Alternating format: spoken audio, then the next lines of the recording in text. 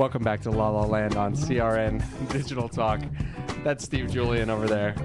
And Brett Chapin. We are talking with the two very talented cast members from Rabbit Hole at Theater Palisades and one very talented director. If you have any questions for our guest, give us a call at 1-800-336-2225 and pick up your 2 free tickets to Rabbit Hole at Theater Palisades. TheaterPalisades.com for information on that. And Tony, I'll start with you since you're the helmer of the show. And I'm the talented director. Yes, you are. A very talented director. With my 2 talented actors. Yes, here. I know. Look at you. You're flanked by lovely ladies. How nice is it? I am lucky. Excellent. I am lucky. So we'll start, before we get into Rabbit Hole, tell me a little bit about your history as an actor or director. How did you get the bug? It came quite by accident. I was in New York, and a friend of mine says, got some acting classes to go to. I had no clue what I wanted to do in my life. Mm-hmm. And I went to some acting classes, and it sort of just hit me. You know, it was like a duck in water. I fell in love with it.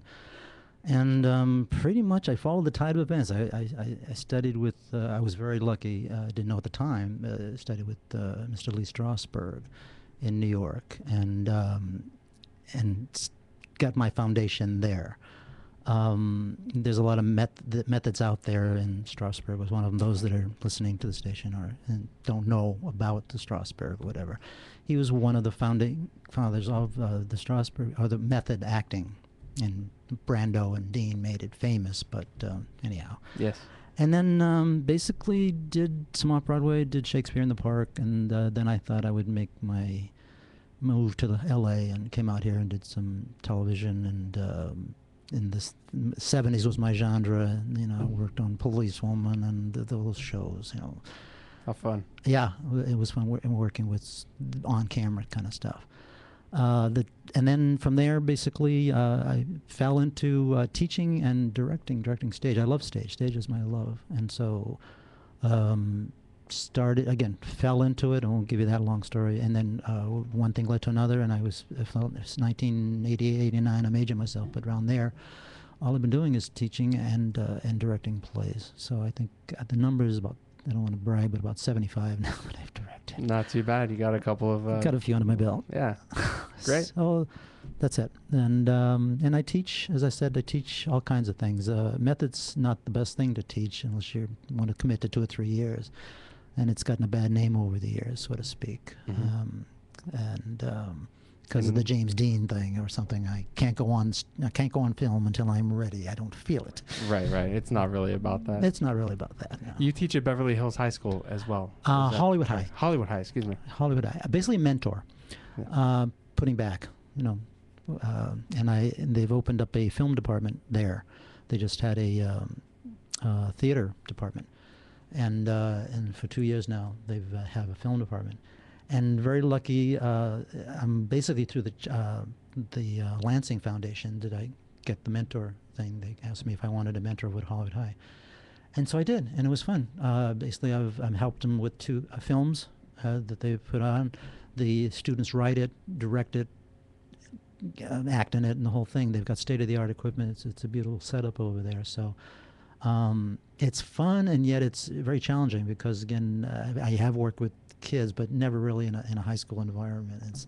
It's hard because sometimes there is a how do I say it, a difference between my group and, like I would say, look, now you remember Cagney and Bogart, and let's do it that way. And sure, there's that generation gap. Yeah, and they'll look at me and say, Bogart, Cagney. Watch a couple of films. Yeah, watch some old films. That might help. Yeah, right. So, yeah.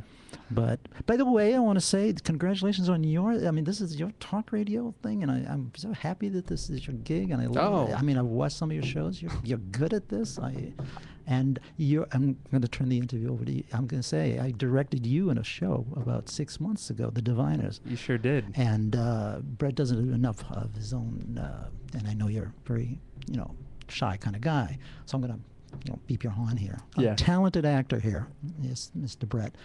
and loved working with you. Thanks, Tony. I appreciate it. Yeah. Getting back to our guest, Tony Teresi, though.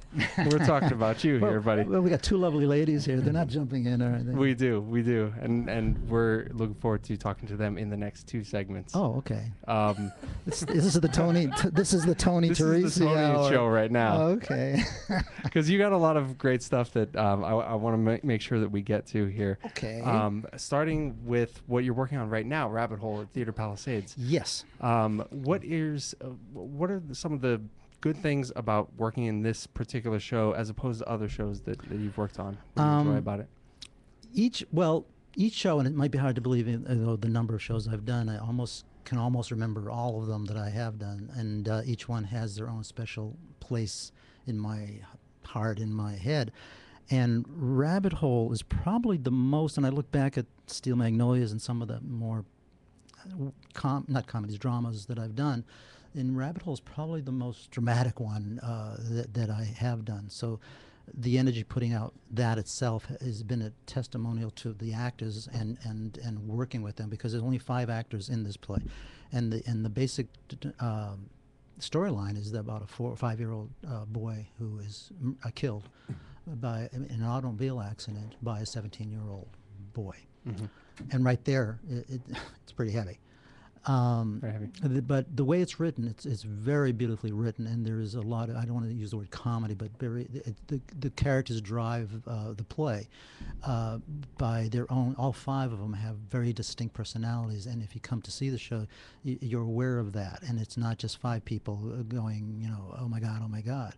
And the writer wants you to know is that the story is not about death, but it's about living and how people relate to that, because everybody has lost somebody or will eventually, and how these 5 people deal with it. So I think that in itself, it was an intense rehearsal. Intense is the key word here. It was the most intense play I've directed so far. So thank you. And you had done Doubt before too, hadn't you? No, not Doubt. I was going to, but I didn't do Doubt. I did Diviners, which was also kind of heavy, and Proof. I did Proof. That's what. Yes. Yeah, Proof. I have a question when we come back about how you Great. approach your work of shows that have been done previously. Great. Okay. Especially Pulitzer Prize winning shows. Yeah, those are good to do too. If you have any questions for the cast of Rabbit Hole and the director of Rabbit Hole, Talented director and talented actresses. Extremely. Give us a call at 1-800-336-2225. I'm going to say it again, Steve. That's 1-800-336-2225. Never often enough or slowly enough. Never. I know. We'll be back on La La Land with Brett and Steve on CRN Digital Talk.